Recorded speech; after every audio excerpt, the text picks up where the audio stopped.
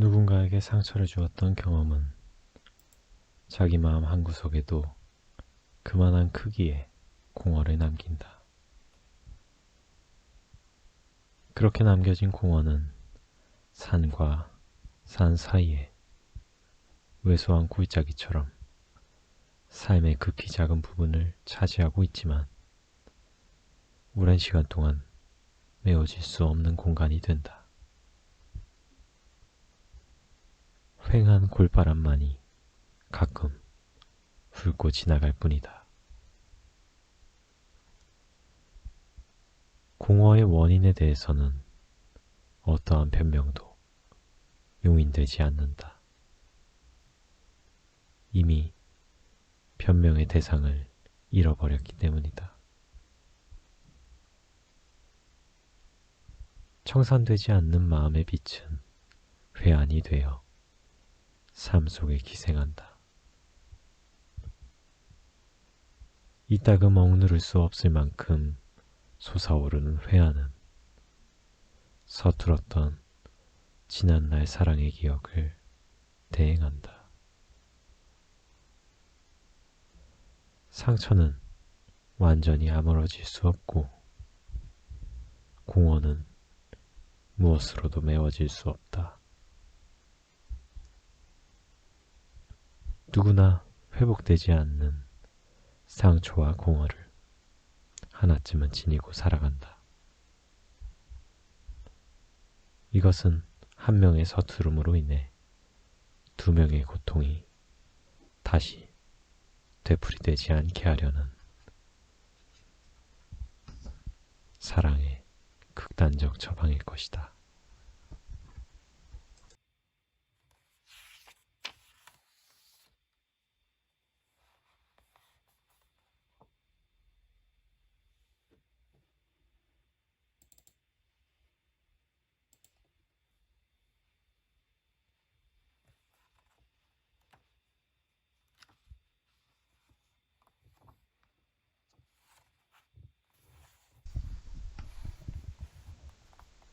사랑에 빠진 사람이라면 누구나 필연적으로 경험하게 되는 순간이 있다. 시간을 멈추고 싶을 만큼 행복에 겨운 이 이상 높은 곳이 없을 것 같은 아찔함에 질끈 눈을 감아버리게 되는 순간. 그와 동시에 이 순간이 곧 지나갈 순간임을 알고 있기에 순간의 쾌감을 등에 업고 가장 낮은 곳으로 낙하해야만 하는 절망의 순간. 영원히 변하지 않는 것. 그것은 아마 시간은 멈추지 않는다는 사실뿐일지도 모른다. 그런데 만약 잠깐이라도 시간을 멈출 수 있게 된다면 멈춰서 내가 원하는 순간을 마치 손안에 감싸지듯이 좀 더 오래 만끽할 수 있게 된다면 그러면 우리는 지금보다 더 행복할 수 있을까? 가까운 미래에 특수한 기술을 개발하는 데 성공하여 행복한 순간에 일시적 연장이 가능해졌다고 치자.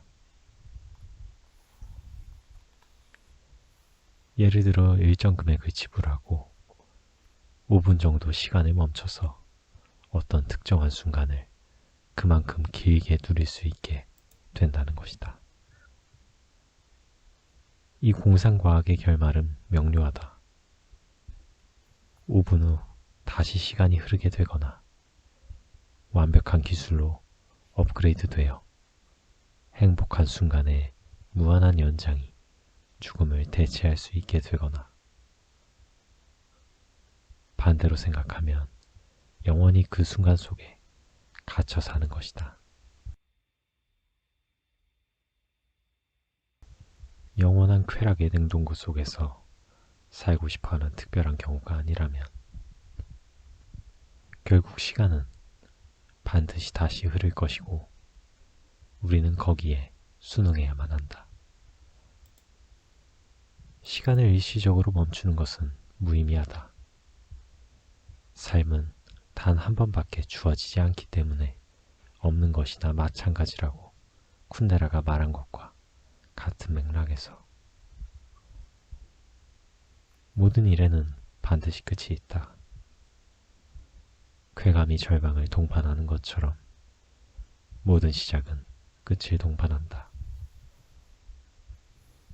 한 쌍의 시작과 끝은 하나의 수직선 위에 놓여 서로를 향해 달린다.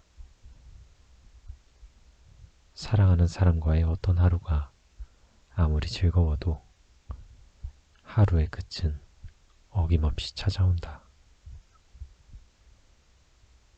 모든 일의 끝은 매 순간 우리를 향해 부지런히 달려오고 있다. 우리의 모든 순간을 관통해 지나쳐가는 것은 시간에게 부여된 영원한 숙명이다.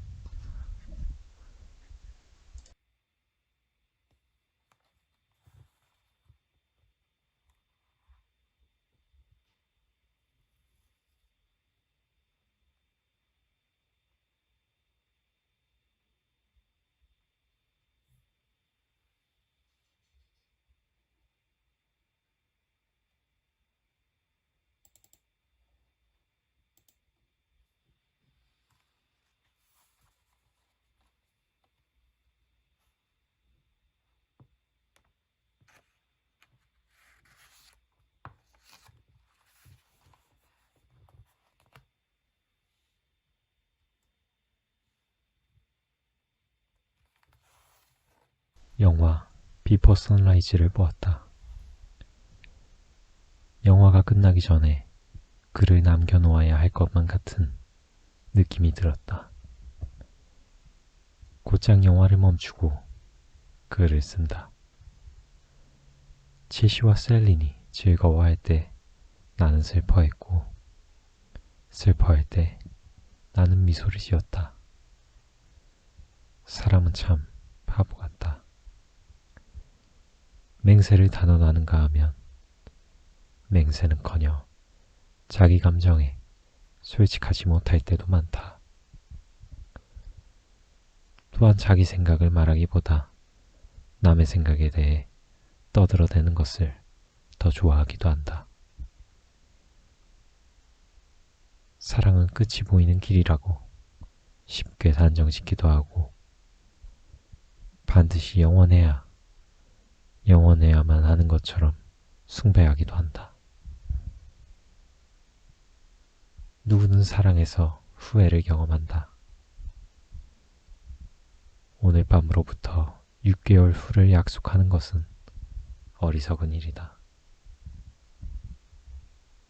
그 누구도 미래의 순간을 장담할 수 없다. 그러나 어리석기 때문에 사랑은, 사람은, 인생은 재미있다.